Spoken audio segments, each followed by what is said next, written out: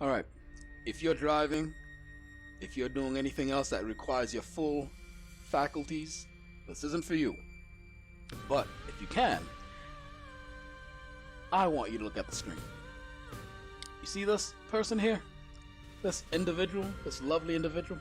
Alright, I have a military question for you. With her wearing this much red, no one else wearing this much red in this entire environment, no one else with that much hair blowing and thrashing about in the wind in that environment, with her having the sole female form in this environment.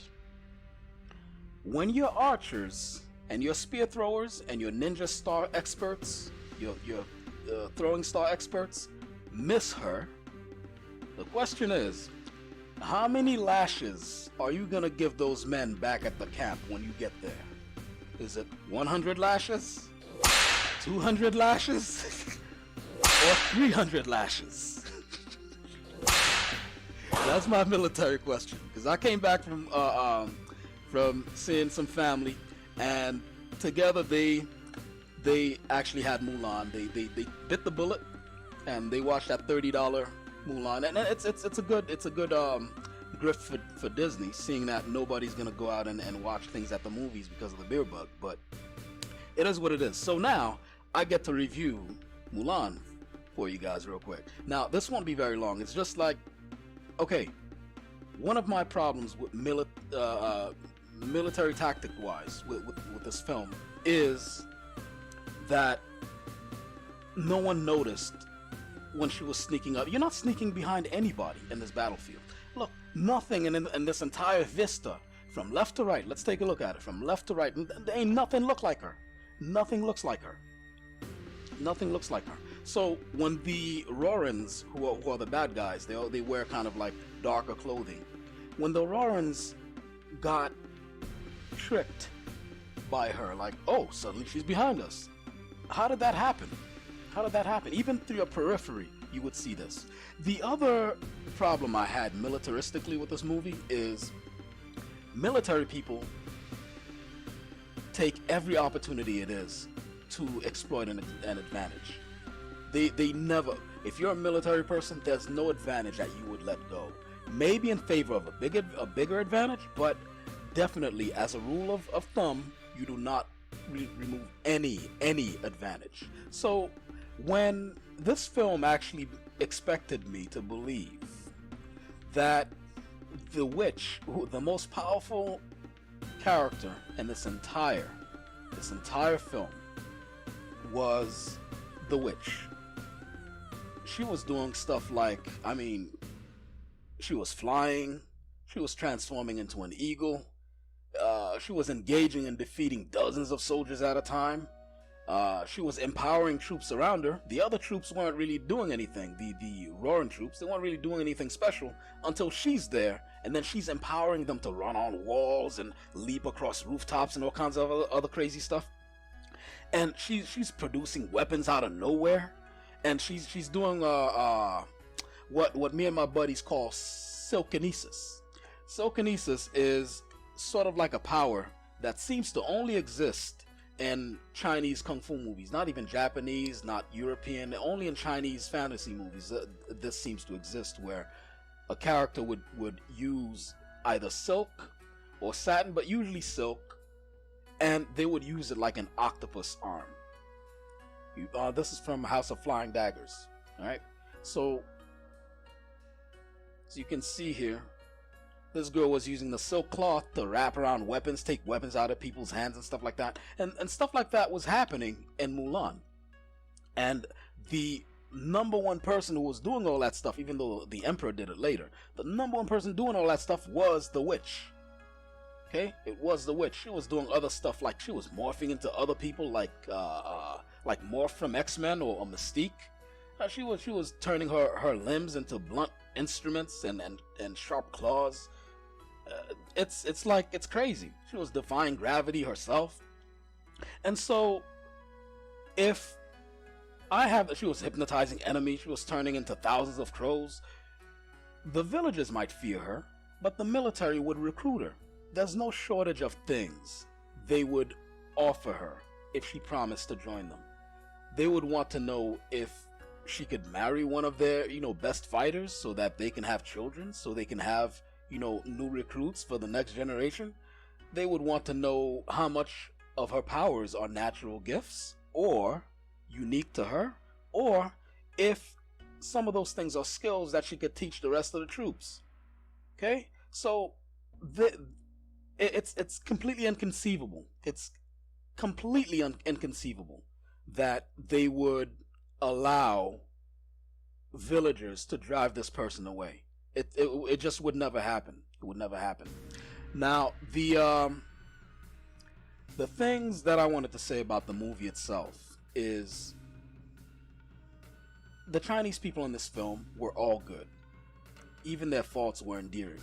Even their sexism and xenophobia were painted like it's in the light of misguided.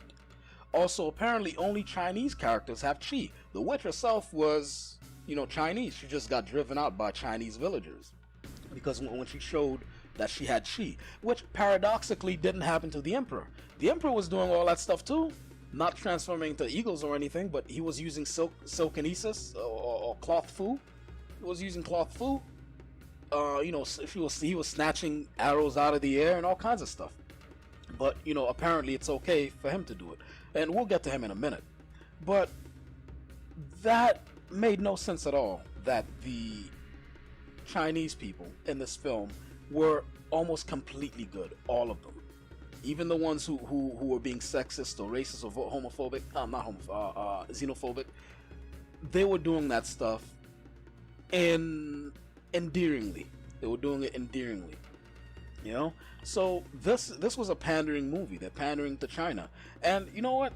I guess that's fine. They're making the movie for China, but the only thing is that ignores the real world sentiment that China tends to have towards other people, and it's been like that for a long time. China's kind of world renowned for being xenophobic, and historically, the Chinese have always regarded,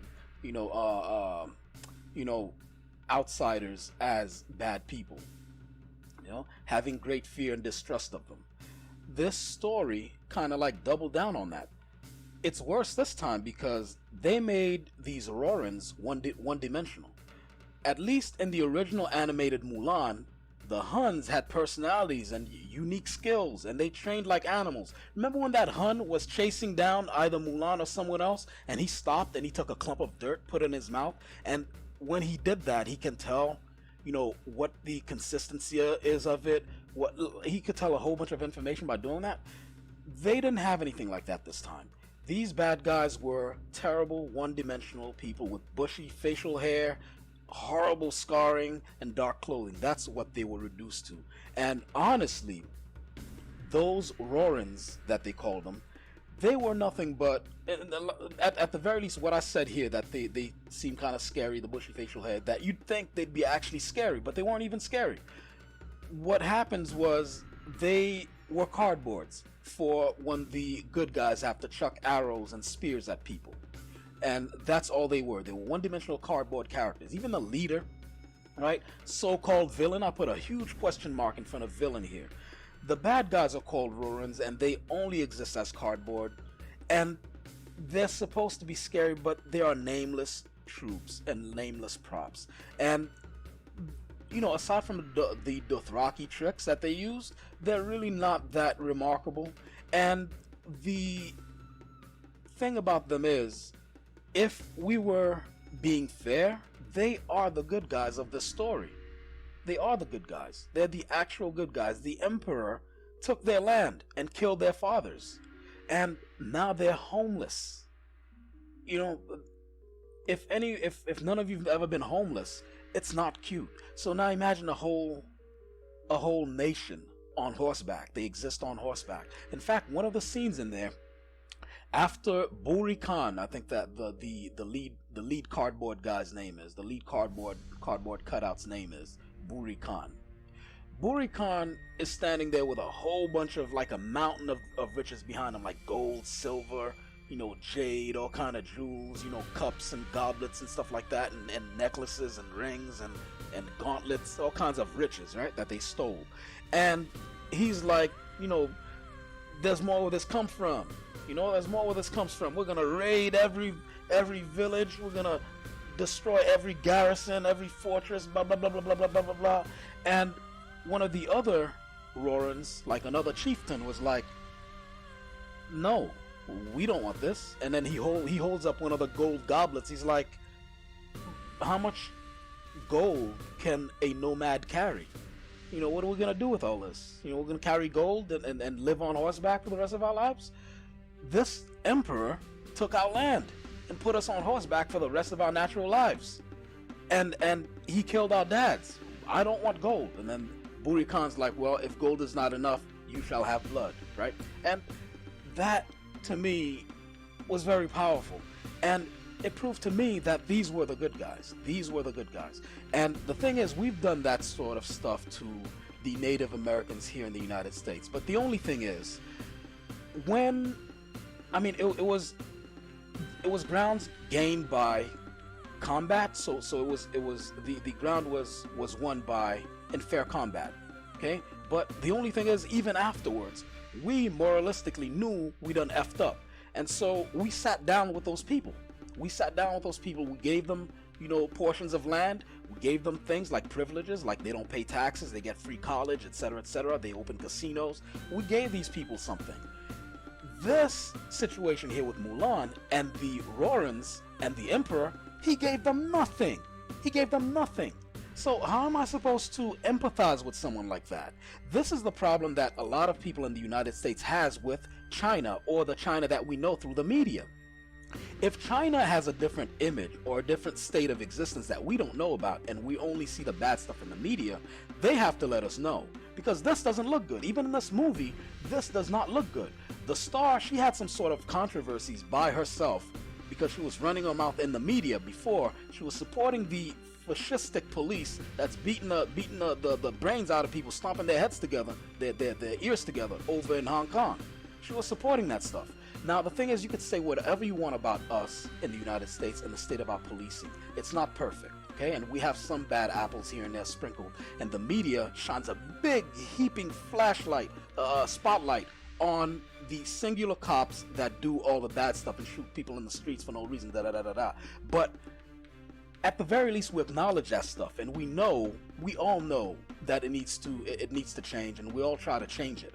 And even though we may have arguments on a case by case when someone gets killed in the streets, if it's a black person, because statistically more white people get killed by police in the streets, but we only focus on the black ones. But even then, right, we take it on a case by case basis and see who was right, who was wrong, etc., etc., and we give them a fair trial. In Hong Kong, I'm not sure that's what happens, at least not from what I've seen through the media. Okay, so if someone's Chinese and has a different perspective, please leave that in the comment section below. Now, let me continue here. The Rorans were the actual good guys. They were the actual good guys in the story. But we get an unrepentant emperor who's growling orders, not really growling, but roaring orders at people. They voiced over Jet Li. That's another thing I'll get to. This emperor's roaring orders at people, and he's using super villain language. He's saying stuff like, "We will crush their resistance." That's it. That's Emperor Palpatine shit. That's not something a good guy says. But they put those words in the emperor's mouth in this movie, and they're expecting me to back what this emperor's doing. No. He showed no form of repentance when they brought him news that another garrison was attacked. There was another garrison attacked by the Rorans, and yes, your highness, it was Buri Khan. And the emperor says, "Buri Khan, I killed Buri Khan." And it's like, no, your highness, this is his son.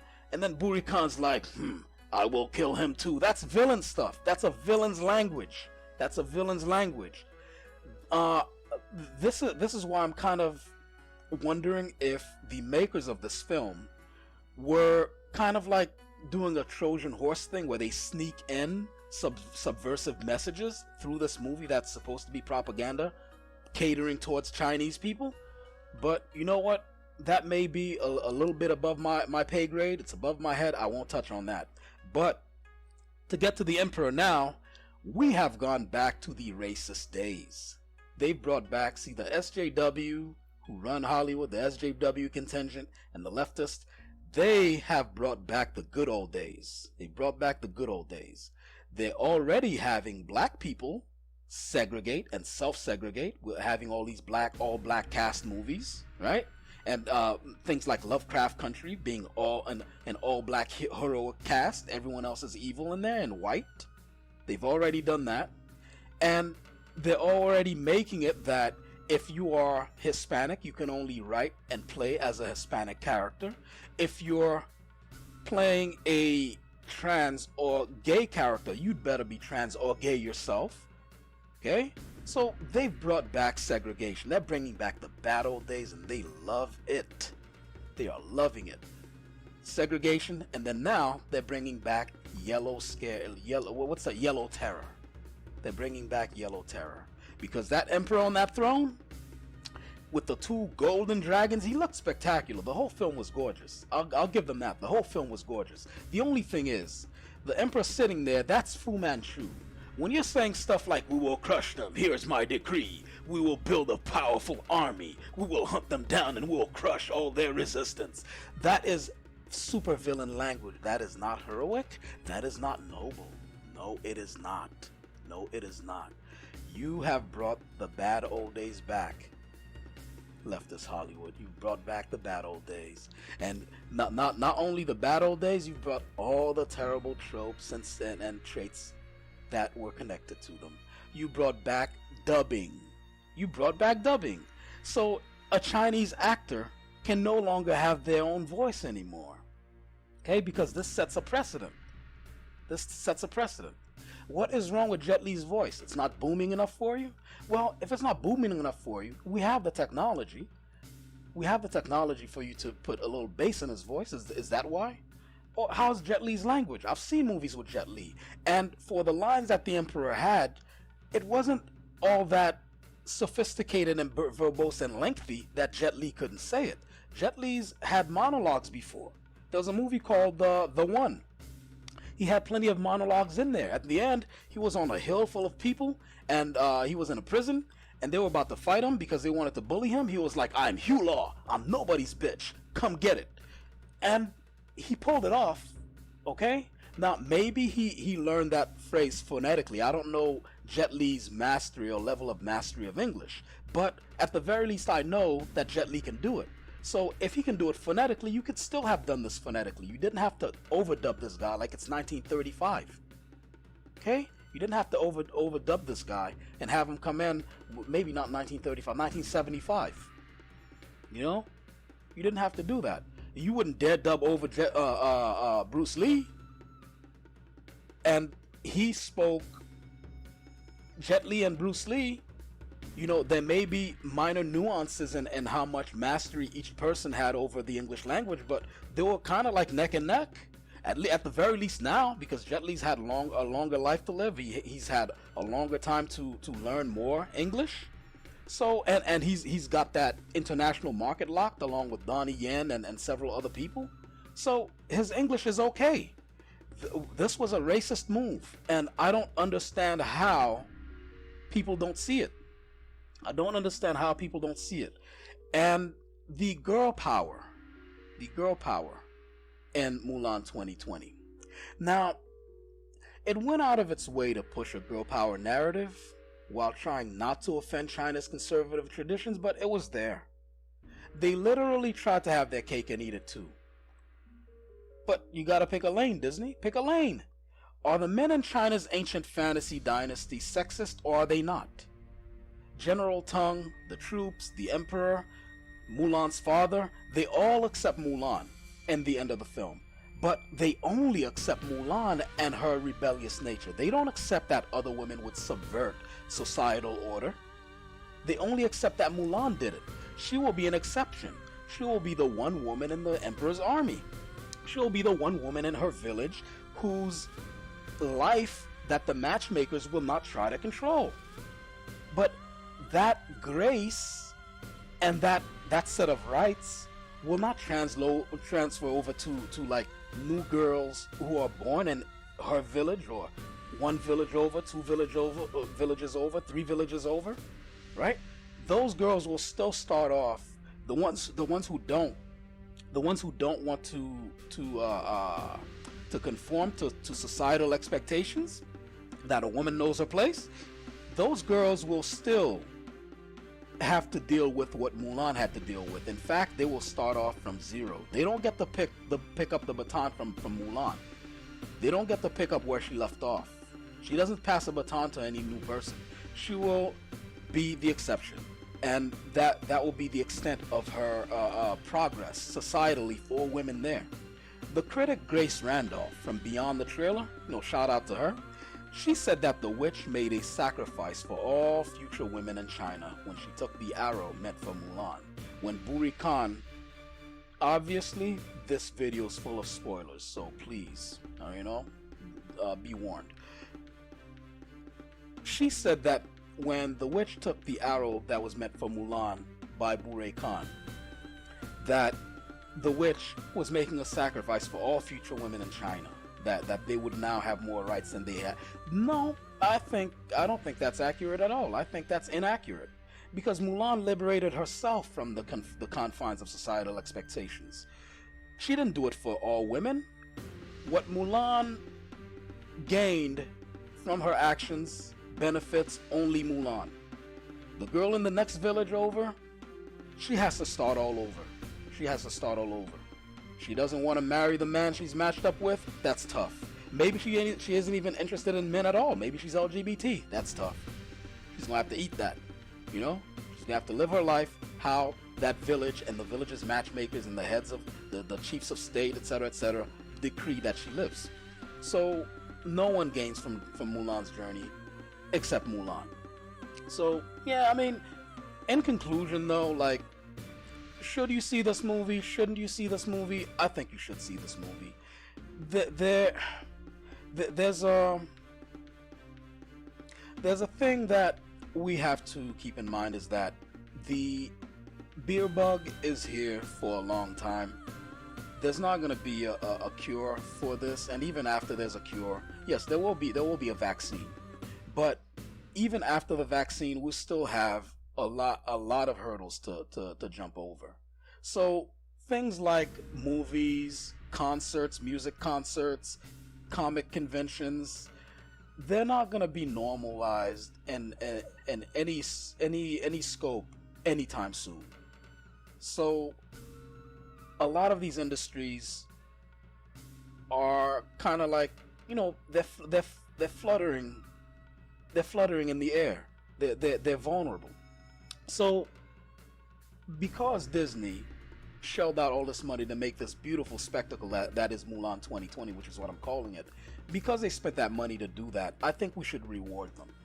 If you can, and have like a family gatherings, and then you go ahead and order the $30 package from Disney Plus, and then you watch that stuff as a big family, maybe you should do that. Don't punish Disney for what leftists are kind of like steering it into. I know I'm kind of going against what I've said here already, but I don't think we should punish Disney for it. I think we should, until we can cure them from the leftist quote unquote progressive agenda. Until we can cure them from that, they're always going to be victim to it, and thus we will always be victim to it and have to watch movies like this. Not this one, but movies with huge agendas, right? But until then, we should prevent the company from dying out. Okay, so if you can, I think you should watch it. It was a blast. Despite all the stuff I've just said, it was a huge spectacle. The fight scenes were absolutely mwah. The fight scenes were incredible. Donnie Yen, my man. My niece says I sound like a 70s pimp when I say that, but my man, Donnie Yen.